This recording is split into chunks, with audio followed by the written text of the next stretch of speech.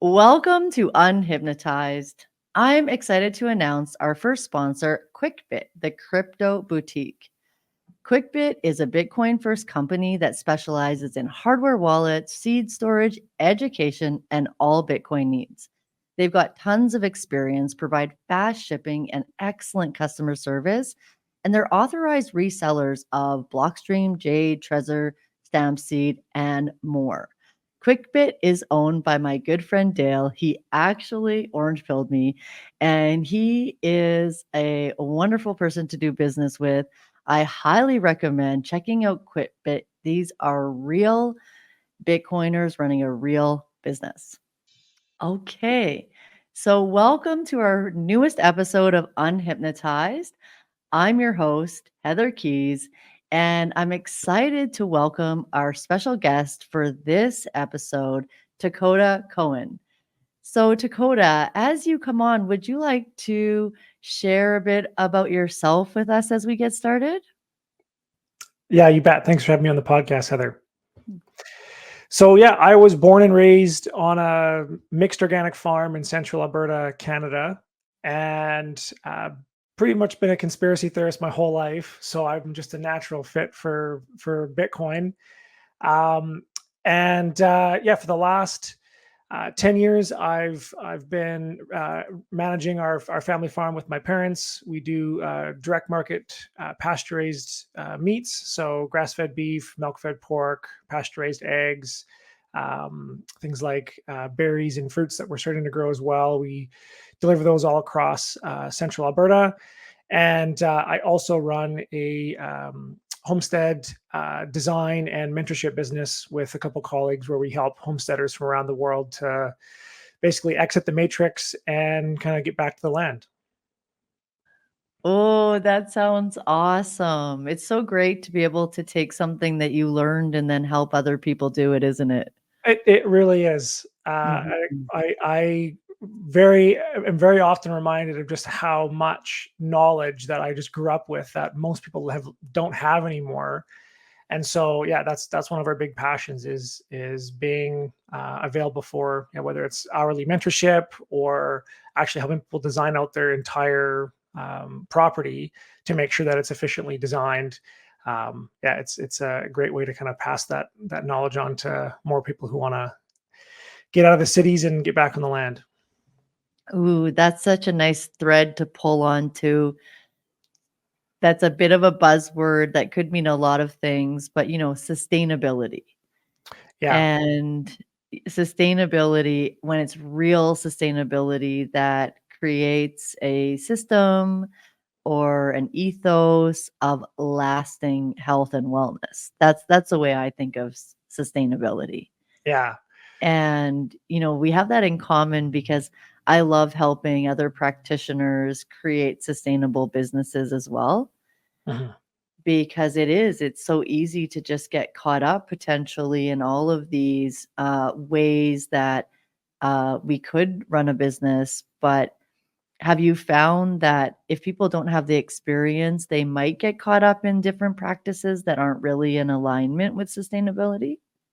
Oh, absolutely. I mean, there are so many just unconscious paradigms that people bring into the homesteading and farming space, even if they don't have any experience with it.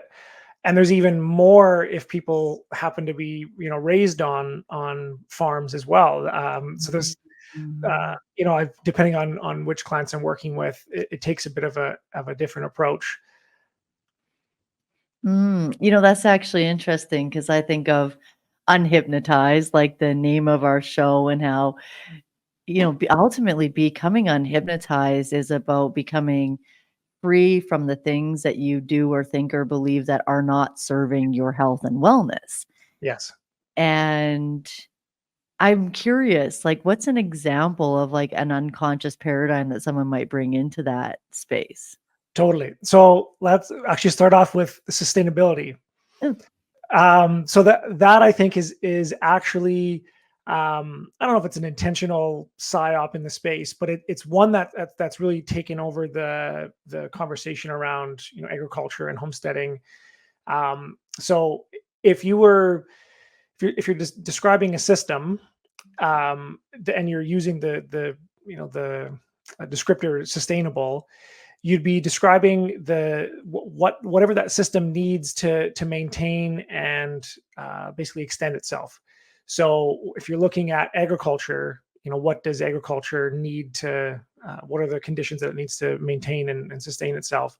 So it's basically soil, sunlight, water, organisms, the basic building blocks of life. And so if you're trying to describe like the current state of our ecosystems is very bad. Like we've lost huge amounts of biodiversity. We've lost tons of topsoil. Our water cycles are broken all over the planet. And so it's like, do we want to sustain that? Do we want to keep things the same as they are, or do we actually want to regenerate them? And so it's a subtle paradigm shift, but sustainability is really about like, how do I do less bad? And Mm. regeneration is, how do I do more good? Mhm. And so it's a really subtle one that that is particularly in the kind of the environmental movement that there's obviously problems in the world. I don't prescribe to the carbon-based global warming narrative, but we do have environmental problems, pollution, Mm. biodiversity loss, things like that I think are important. But when we're yeah, if we're coming at these problems of like trying to limit the damage, Mhm. it sets us off on the wrong path. Versus there's a new movement now which is all about regeneration, and that's Mm. actually the goal. Is we can build thousands of years worth of topsoil in a decade with the right tools and processes. So that's what's really exciting is get right off the back, making sure that people aren't basically hamstrung before they even start. Yeah, it's like, are we sustaining just to survive, or is sustainability about thriving?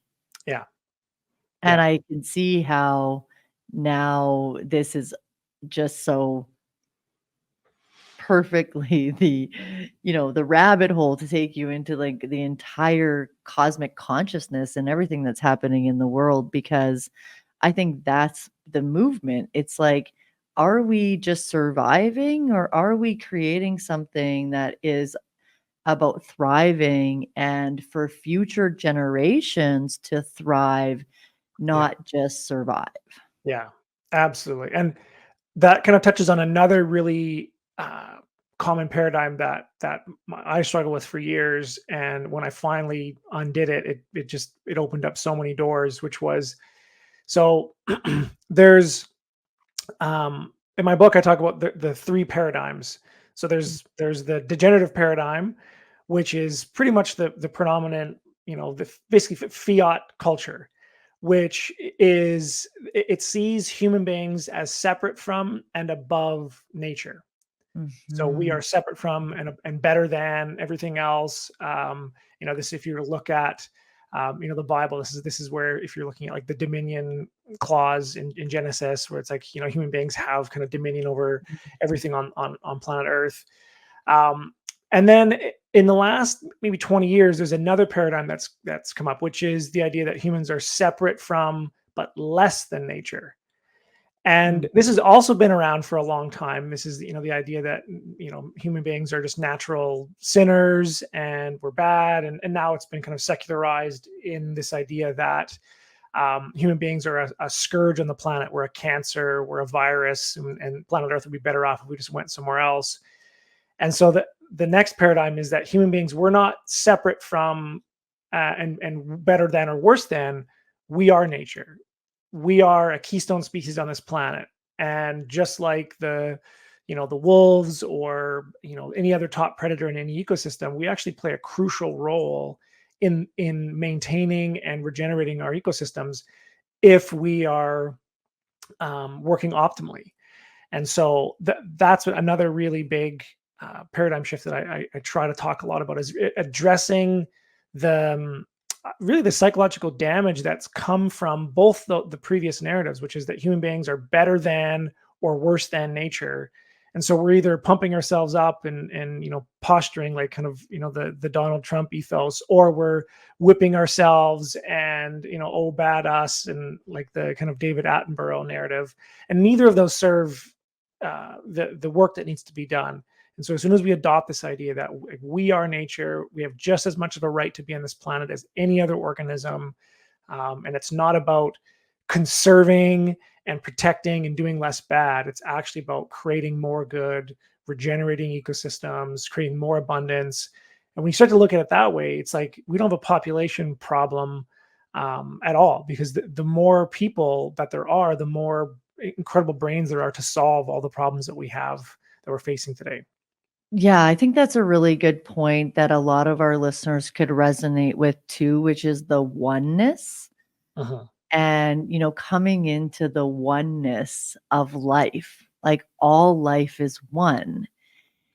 And this is something that, like you were saying, as consciousness evolves and as life and life continues to life, and I believe that too. I believe there's always going to be solutions because we're all one, and nature is the wisest teacher of all. Yeah. And anytime that we spend time in nature, that's why I live right by the river.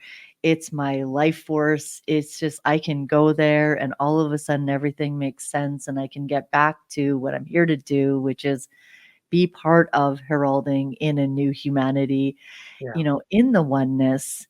And I also like how you did bring in the kind of like the unraveling that's happening and that really needs to continue to happen Mhm. of these of these beliefs and just even paradigms that we have taken on over time that are really not serving anyone or the health of the planet. Yeah. And something that I heard you say, I think a couple times in some things that I was listening to you speak was about, heal yourself, heal the planet, Yeah. and unilaterally heal the planet, heal yourself. Yeah. And I really resonate so much with that, being someone that did heal myself. And my journey is like probably many healers that first healed themselves to help others, but also many people that became to like the third paradigm in that sense of like the oneness. Because whenever people how people get really kind of upset if they're not into Bitcoin and they can almost get mad about it. You know how people get Mhm. mad about Bitcoin? Like Yeah. that's how people would get for me about like healing myself. Mhm. And I don't know, do you know Louise Hay?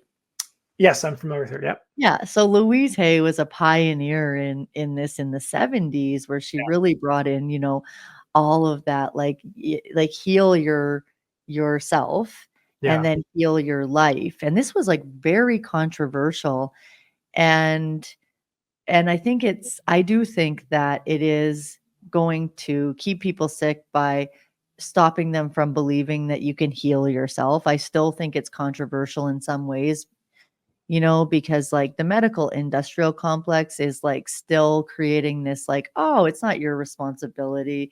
This is just like your genetics, or this is just because of this, or a chemical imbalance in your brain, and they're constantly taking the responsibility away from the people, Yeah. which I think is like what keeps people sick the most is having them not believe that they can heal themselves.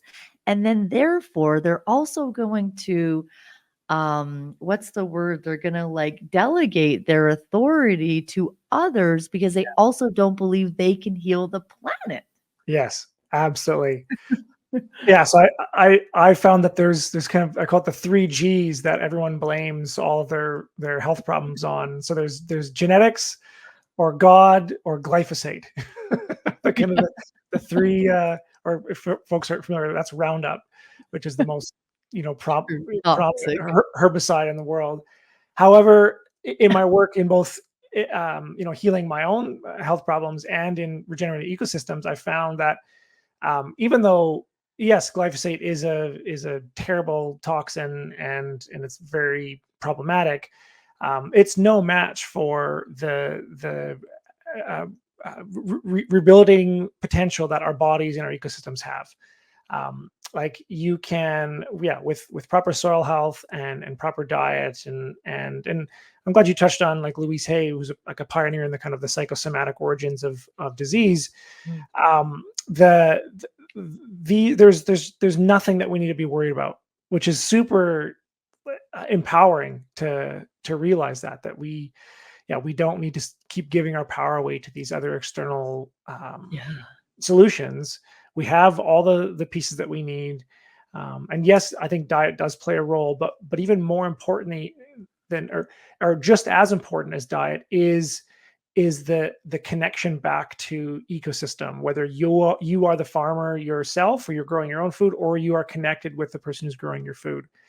Back when we were on a gold standard, a third of the population was involved in agriculture. And Mm. now in the fiat standard, we have less than 2 or 3% of the population are involved in agriculture. And so it's no wonder why we're seeing this huge decline in the health of our ecosystems and in our bodies. Yeah, and the disconnection. The disconnection that creates. I heard you talking to one of your friends that she was vegan and then she started eating meat. And Yeah. I have a similar story where I did it to become healthy and I was like really on this spiritual journey, which was great. And then, it was actually great to become vegan and then come back to meat Yeah. because what it did for me is it connected me to the meat I was eating. Yeah. Like that's when I started to really think about, well, this isn't just like this stuff in a plastic bag. And even at the time when I was married, he was a chef and we would get like a whole animal, and clean it and pack it and store it. And you're just faced with like not only the process, and the life, but also the respect and the honor of like that life and like what life is it's giving you Yeah. and the energy and that's something that I hope to grow more relationships with now that I live in Alberta because I had those more established relationships in Saskatchewan. And I think that the disconnect from, people with their food is also a big part of the reason that so many find it hard to kind of not just believe, but take on the I want to say like the discipline in a sense to eat to heal yourself. Yeah. Yeah, I can definitely see that. I mean, so much of I've heard it said that like separation is the root cause of all disease or disorders, whether it's Mm. separation from like if you're in a kind of a somatic experiencing like trauma paradigms, trauma separates us from our bodies, from the present, from our environment. But if you're also separated from source or oneness or great spirit or whatever you want to call it, like that also causes a huge amount of psychological damage. And I think the same is true when we are separate from our environment, or when we see ourselves separate from nature and above or below it. And so when we really start to engage in the circle of life, again, we don't have to grow all of our own food ourselves. I think self-sufficiency is actually another paradigm shift that we need to get out Mhm. of, which Mhm. I also held for many years. This idea is that I had to do everything myself, Mhm. and it's just economically it's unfeasible, and it caused a lot of stress. But yeah, when we reconnect to our community and to the place that's providing our food, like I've I don't know if you've ever been at like a meal or something like that, and other people like throw away a bunch of food, but like it's like shocking to me how much food waste there is. And that's just something that I was never even a possibility growing up, because like we were intimately involved in growing the gardens, raising the animals, butchering them. And so every little piece was sacred. And even if there was, leftovers, nothing was wasted. It was either fed to the dogs or the pigs or the Mhm. chickens or composted. And just getting Yeah. back into that, literally participating in the circle of life to whatever extent you can, helps to heal that separation. And it's just such a beautiful thing. And again, you don't have to be on dozens or hundreds of acres. You can do this even if you live in a balcony, or even if you have a south-facing window. you Yeah. you can grow a little bit, or get a worm tower, or something that to just reconnect yourself to the life processes on this planet. And that in itself is just profoundly healing. I completely agree. I love how you said that, separation basically being the root of all illness.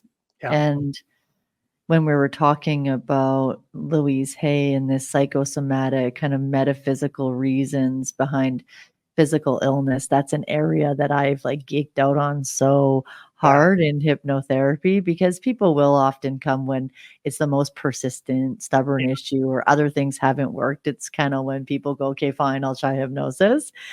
And it's my favorite areas, like complex issues like that, because it's miraculous, first of all. It's just, like, miraculous to see, and that's something I've been ranting a lot about, just this how symptoms are the solution, and Yes. I heard you talking with Alec Zeck about that too, and, Absolutely. the value of, like, our symptoms and either being, like, a healing crisis or a message, a direction, like, a place to pay attention where we can get the wisdom Yeah. of our bodies, and like really, and I think that the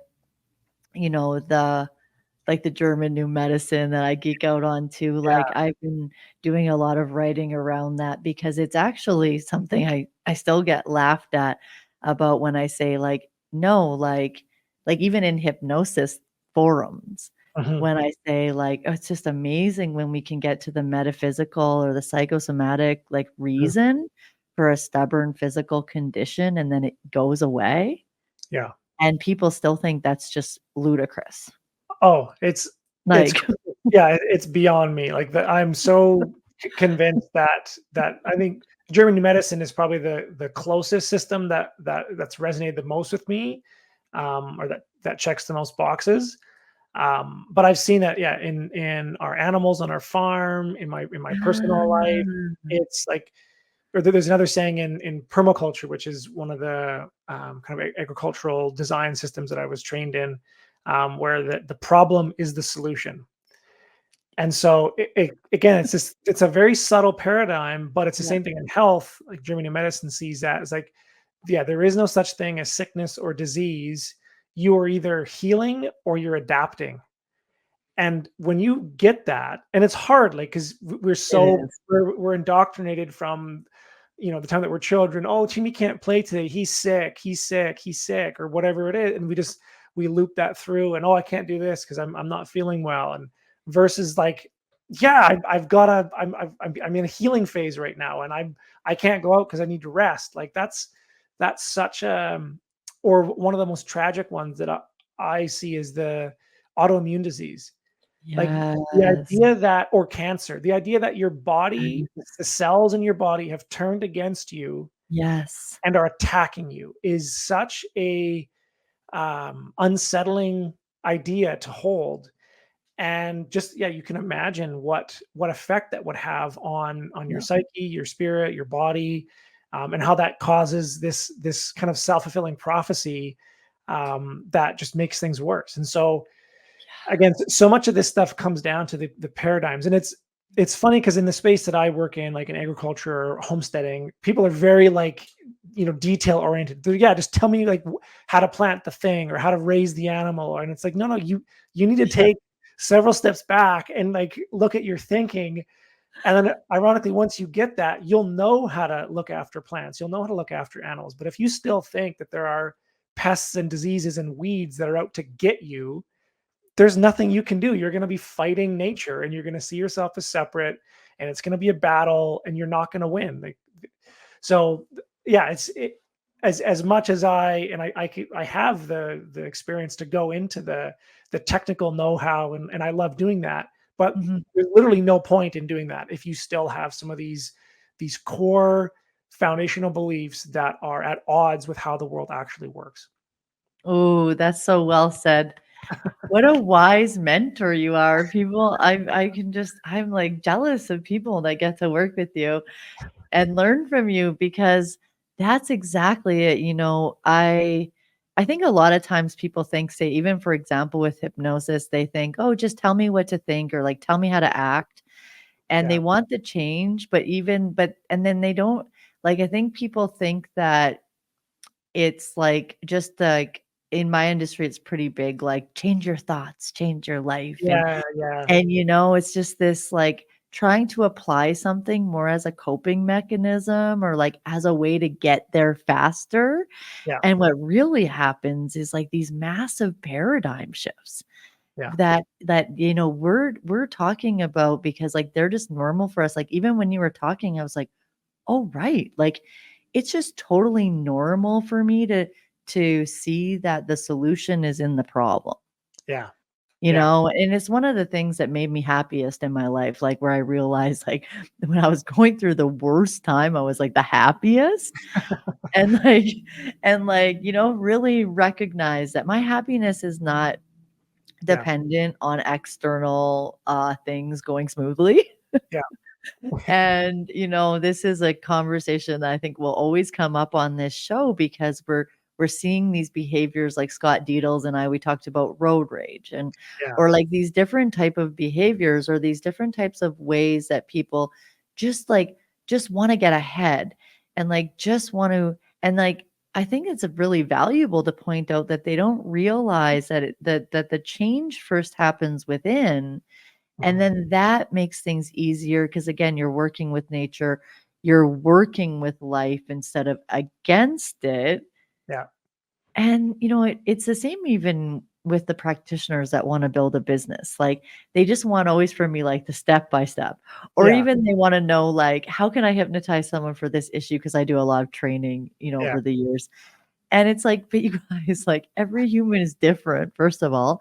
But once you understand how the mind works, yes, then you can work with anyone with anything mhm, because you understand fundamentally like how the program like I don't want to call it a program because I don't like actually connect I don't like anymore connecting the mind to technology or any sort of computer. yeah, Because I feel like that's limiting, and maybe you can help me expand on this because I think that the mind is so much more than that, like, is so much greater than I don't like this whole, like, just programs and unprograms because I feel like it's so much more expansive. yeah, yeah, absolutely. And like that's where, like, for me, the word that I like, rather than God or source or great spirit, I use Mhm, the word like just life or complexity. mhm, And so, yeah, the complexity is this idea that there is some force in the universe that where 1 + 1 = 15, and it's this, yeah, the sum is greater than the or the yeah the end is greater than the sum of its parts, that has these emergent and um, unpredictable patterns, and that's what's so fun about, yeah, natural systems, including the human bodies, that there is this underlying intelligence that wants there to be something rather than nothing, and when we learn how to partner with that natural force, everything just becomes effortless. um, and so there's two quotes that come to mind. One of them is one of my favorite philosophers, Lao Tzu, and he mhm. says that the master accomplishes more and more by doing less and less until he accomplishes everything by doing nothing. Yes. Um, and then my own mantra, which is similar to that, which is drudgery is punishment for stupidity. And This is so, yeah, good, yeah. so I believe that all organisms have their own built-in sense of when their life energy is being wasted. Um, and Mhm, whether it's a conscious thing like human beings or even animals for sure have it. They just mhm. even like Pavlov's dog. Like everyone knows that, ringing the bell and Yes, getting them to yeah, eat. But there Just were other experiments. elevating. There were other experiments where he did where it was randomized, Mm. and where the animal couldn't find any pattern, and so they would just lay in the corner and die. They would just give up. Wow. And so I think human beings are the same in that, like, when we have that innate sense, whether it's, like in other words, procrastination is precognition of drudgery. It's the realization that if I keep doing this thing, it's a waste of my life energy. So I might as well just lie here in my corner and die. Yes. Oh, I'm stealing that from you, but I will quote you because I've been running these workshops on procrastination and speaking to like the cause of procrastination and how like, but this is so poignant because I also think it speaks to where we're at in the evolution of consciousness and humanity, because I think that that old kind of work ethic of just like get rich or die trying, Yeah, I agree. or like I mean, I'm Gen Xer, so I was definitely raised like work hard and like built my business by working hard. And the more aligned that I got, and I know a lot of women resonate with this too, like coming back to femininity and receiving. Yeah, And like as we learn to like come back to receiving and doing less, we're really faced with well, it's this whole even autoimmune normal that's become like the normal for women, especially because, and I believe it is part of that drudgery where we're just like taught to just keep going, make sure you're taking care of everyone and doing extra, yeah, doing more than enough. And like it's like even as I was, and I will be honest, like I'm still unraveling that paradigm in myself, just having grown up, even just in a society that was really pushing women to act like men to succeed in a man's world, so to speak. yeah, And in my own work and my own life, like it got so, I tend to say the word life, or like life's teaching me too. Like I will say God or source sometimes, but I think of it as life teaching me. And it got to a point where I would literally like, which is good because I was consciously unraveling this. And then like I just couldn't even act from that place anymore. yeah, Like I literally couldn't push myself. And it's something I have to continuously be cognizant of, or I just, because I'm very creative, I have lots of ideas. There's lots of things I could do. And it takes like a lot of awareness to just be like, whoa, like you're thinking you have to do all of these things to be okay. And it is a very survival mentality yeah. over a thriving mentality. And so I love that you brought that. I think that's really relevant, honestly, for people right now. And I think that even in the Bitcoin space, I find like there's still a real message around just like work harder than everybody else, Yeah. and I think that that just doesn't work anymore. Yeah, so I totally agree, and this culture of, and I think Jordan Peterson has done more to revive this idea that the meaning of life is suffering, and that, like, and I've literally heard him say, like, I was a big fan of Jordan Peterson for years. He's got a lot of great ideas, but where I kind of lost my interest in him in any way was, he literally said the meaning of life is to find the biggest cross you can bear and to bear it as long as you can. That's the meaning of life. And when he said that, I just thought, wow, what an excellent thing to teach your slaves, right? Yes. What an excellent value to teach in the current fiat world where we have, where, at a minimum, 50% of our life energy is stolen from us if you're lucky, and if not more, if you factor in all the different taxes and Yeah. all the other BS and inflation, to then gaslight people into thinking the reason that you're not happy, the reason that you're not achieving, is because you're not suffering enough.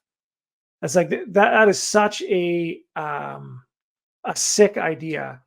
And so that's where, yeah, like my approach is totally the opposite. It's yeah, drudgery is punishment for stupidity. And Yeah. that when you are on your life's path and you're in alignment with whatever the force Yes. of the universe is, it will feel effortless.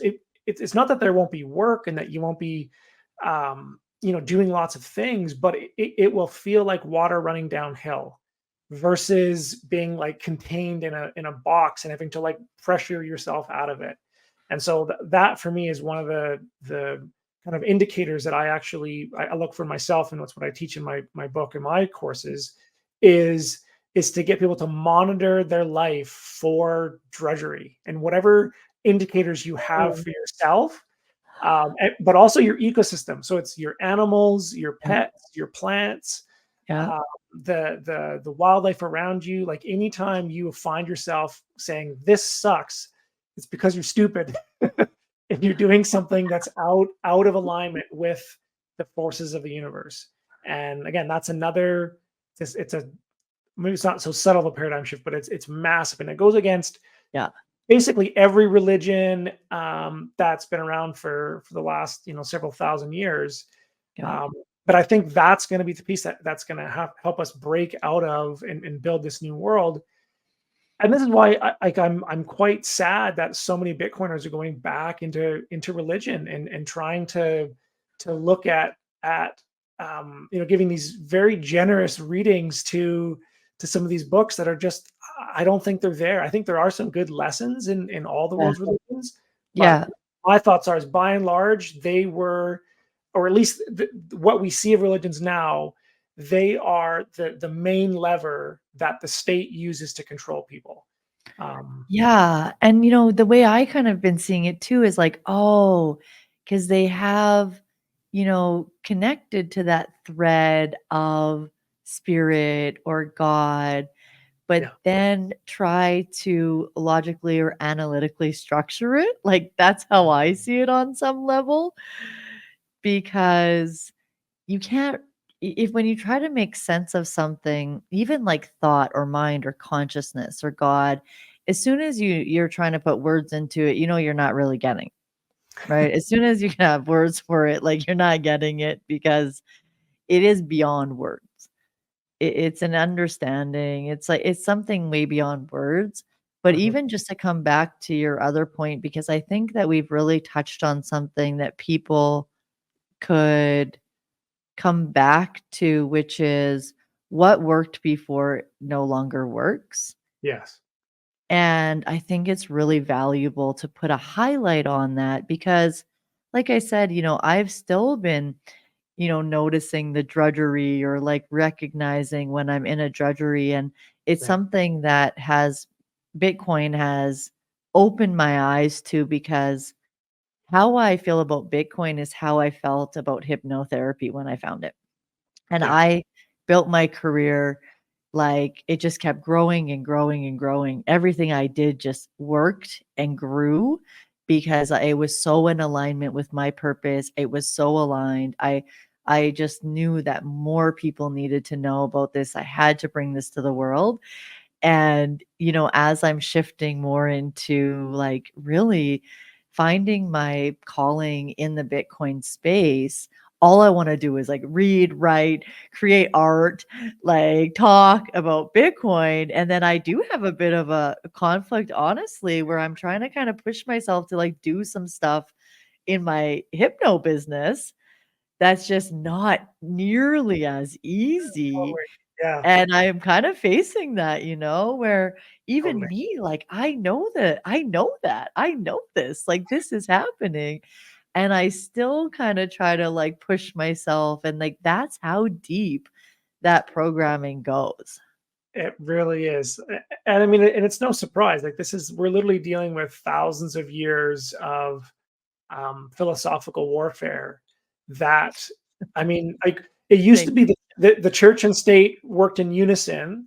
And now in the secularized world, it's the intellectuals in the state. The intellectuals have taken the place of the priest class, but their job is to convince people that whatever the state does is necessary for the greater good, or and if those two things fail, the third one is brought in, which is it's inevitable anyways. So don't fight it.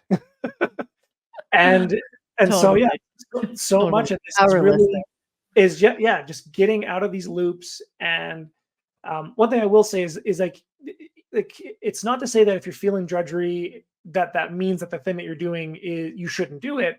Sometimes the thing that you're doing actually is really important, but there's some paradigm or unconscious belief that is that's overriding, the fact that it should be good. And when you address that thought pattern, then it becomes fun again. And like you were saying, that there's so much programming that's gone into teaching women that they should be men.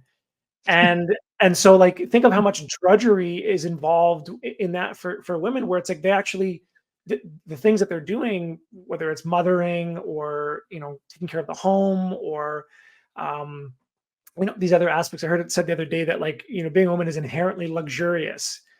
And I just thought that's just such a great way to put it. And like, but if you're fighting that impulse because society has taught you something opposite, it will feel like drudgery when you're doing those things. But when you confront that, it's either the action or the idea has to go. There are no contradictions Yeah. in the universe. And when you resolve that, it will feel like a pig digging a hole. Like I always say that if you ever watch an animal in the wild, animals in the wild don't suffer.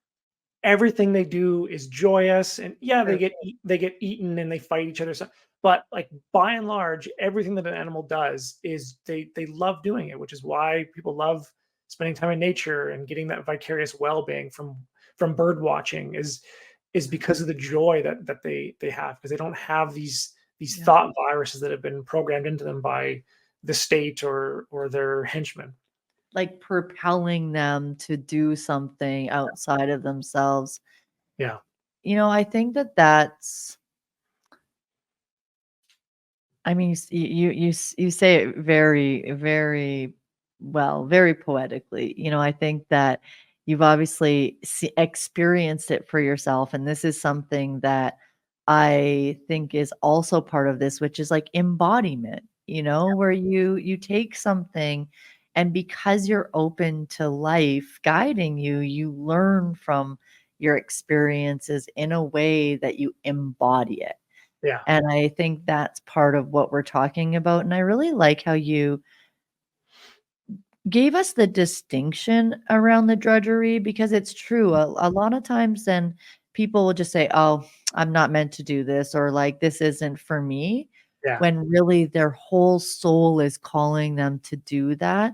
But Yeah. what is required isn't to push through and do the task. What is required is to like get the wisdom Yeah. from the discomfort to be able to then partake in that task or in that experience in a more fulfilled or joyful way.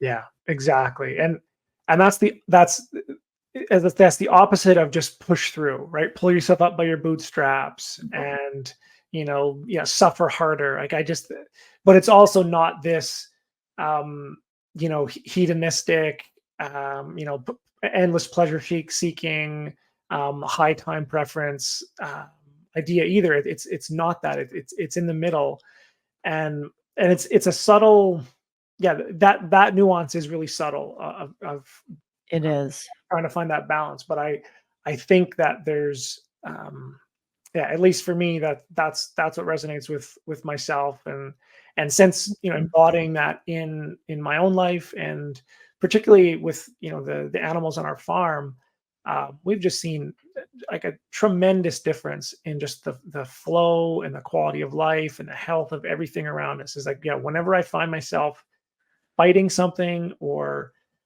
involved in a Sisyphean task where you're pushing a rock up a hill, it's like I stop Mhm. myself, and I don't do anything else until I've either realized that the action I shouldn't be doing that, or there's some thought pattern that I need to address. And I spend a lot of time, leaning on a fence post thinking about stuff. But I'd I rather do that. Like there's a saying in permaculture. It's like in permaculture, you're more likely to do 100 hours of thinking and 1 hour of work, versus in kind of the current degenerative industrial agriculture, you do Yeah. 1 hour of thinking and 100 hours of work. Yeah. And yeah, that's really what I think the part of what I hope the Bitcoin community can start to adopt is more Yeah. of that nature-based philosophy, rather than slipping back into what I think are quite defeating paradigms that I see creeping back into the Bitcoin ethos. Yeah, I like that you brought it around to that because I mean, awareness at the end of the day is always the bomb. Mhm. When we can become aware of what we might be like forcing ourselves to do, and I think that's where we can have a lot of compassion Uh-huh. because, like you said, this is thousands of years Yes. of unraveling that we're doing. This is thousands of years of like a learned way of doing something that isn't for the health and abundance and well-being of humans. Yes. Yeah. And so, and whether it is in the Bitcoin space or in any business, because even as you're talking, being in my business for 13 years, like that's the biggest thing I've learned is like I know that it was really successful for me to sometimes just take imperfect action, Yeah. but I also know that now the more thought I put into it before I act and intention, Yeah. like the less burnout, like I save myself from burnout Yeah. and also, just not maybe enjoying it. Like I definitely had a point in my career where I was like, wait, like I have my own business and I'm like working it like I have to go to work. Yeah. Like I felt like I was like, it's Monday morning kind of type of vibes. Yeah. And Yeah. that's when I knew like, okay, this is not it. I really got to step back. Yeah. And part of that I was because of I didn't understand how contracted I was in fiat culture. Oh Like, yeah. I didn't know that. I Yeah. did everything right in a sense, like, not in a necessarily in a business sense, but in a business success sense. Yeah. And I got there and I did it, and then I just got penalized, and, like, the more people I helped, the less I had. Like, it was just insanity. It really is. Yeah. Like, and I really had to go through that dark night of the soul to be like, "Something is wrong here." Yeah. Yeah. And Yeah. And you see, how I took on like this that was so subtle, like even for me as like a hypnotist and like understanding how we're constantly being hypnotized by the media, just like on a regular basis. But even for me, I didn't know. I knew had Bitcoin. I knew about Bitcoin. I even owned it, but I didn't know until I had to go through it and embody it myself, I guess and see like, wow, I really suffered by taking on this paradigm of, like try harder, work harder, and just pay more taxes, I guess. I mean, that's a Uh, simplification of it. yeah. Absolutely. Well, yeah, and yeah, like you said, the better you do, the more you're penalized in our culture, and Yeah, yeah, and the less you do, the more you're rewarded. And yeah, like, there's all these things that exist in our yeah, culture, that are everywhere. And I think this was for me what I love about Bitcoin is that it allows me, or it creates space. It allows me to own more of my time. I loved what Scott was saying about, mm, and he was your previous guest, yeah, about how, like, money is basically time. It's your life energy, yes, and Bitcoin is the first currency that's ever been designed that allows you to really own 100% of your life energy, and to store it in a way that no one else can steal it from you. And for me, like, homesteading and farming is another way, or creating that kind of, quote, self-sufficiency is when you can create that a bit of space in your life where you don't need to be, chasing the thing, or paying the taxes, or whatever it is, and you can yeah, start to really think. There's another beautiful Japanese farmer. His name is Masanobu Fukuoka, and he said that the biggest problem in modern agriculture is that there's no time for a farmer to write a poem. And I just like that's it. Like there's just no time in our life for to think about these ideas. Or and then they're seen as, well, armchair philosophy or just intellectual masturbation where it's pointless. It's like, no, these are profoundly important ideas.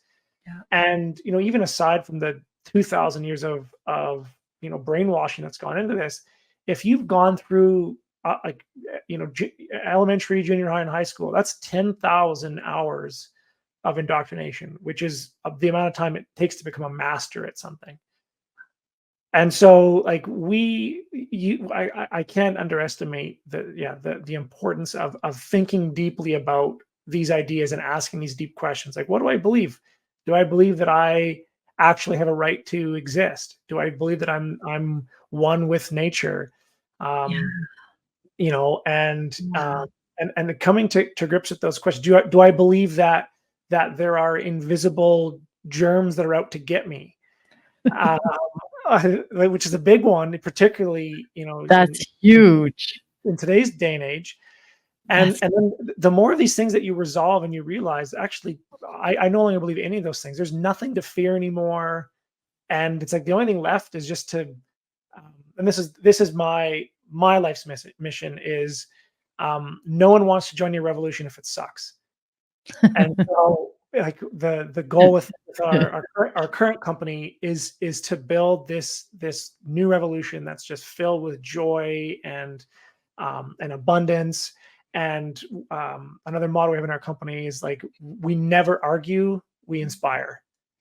Like, I don't want to fight. I don't want to fight anybody. If you Yeah. disagree, great. I don't mind having a conversation. But what I'd Yeah. rather do is show you the abundance that's coming from our farm, and give you a glass of raw milk that's illegal to Yeah. own or transport or even consume in Canada. And then, why do Yeah. you think that is? Is that is that okay? Is that the kind of culture that we need to live in? And Like, we just start to unravel. But it's curiosity will save the day. absolutely.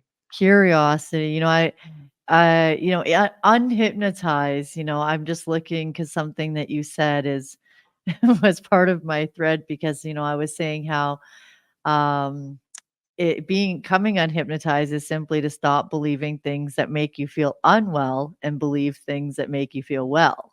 Yes. And, and then one of my thoughts after that was like, I don't believe that when I cough or sneeze, I'm spreading a terrible Exactly. virus.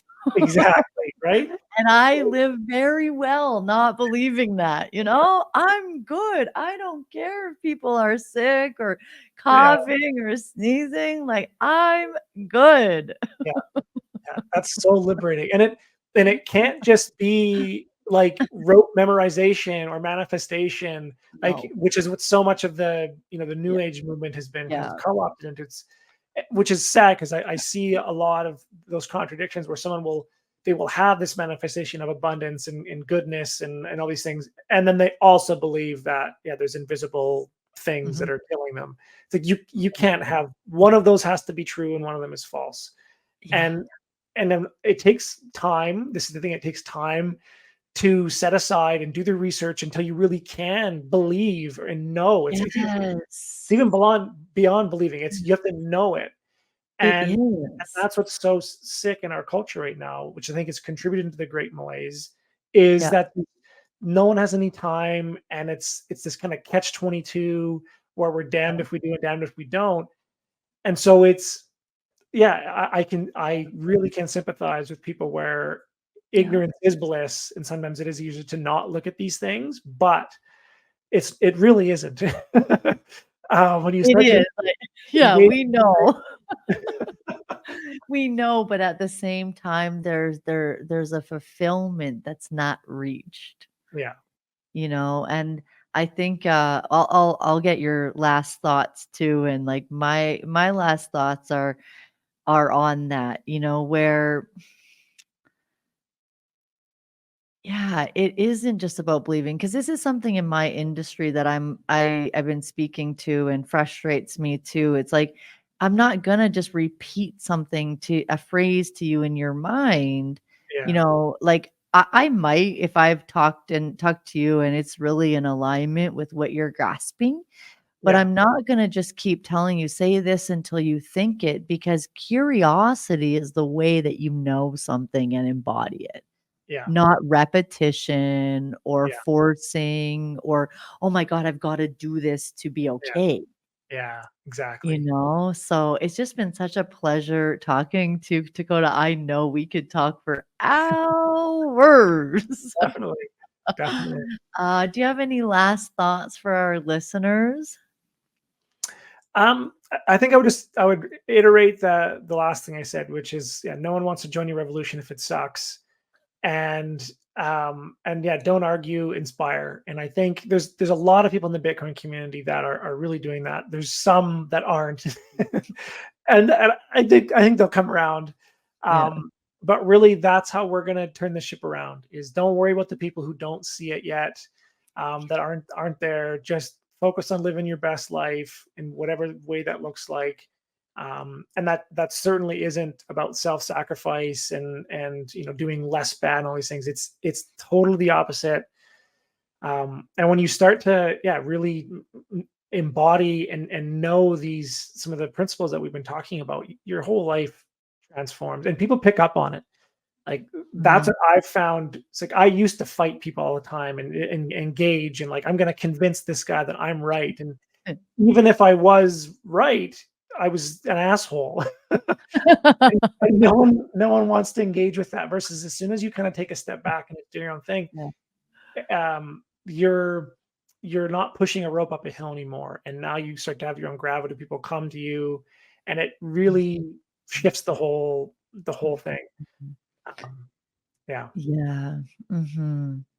I've seen that too. I was talking with Krista. I was just recording Access Tribe before this with her for on her podcast. I was a guest on her podcast and I was making mention of that. Like, I've been there too, where you find something and you just want to share. Because I see how like some Bitcoiners are just really tired of trying to convince people. And I get it. Because, like you said, it's that drudgery. It's just like, it's not the way.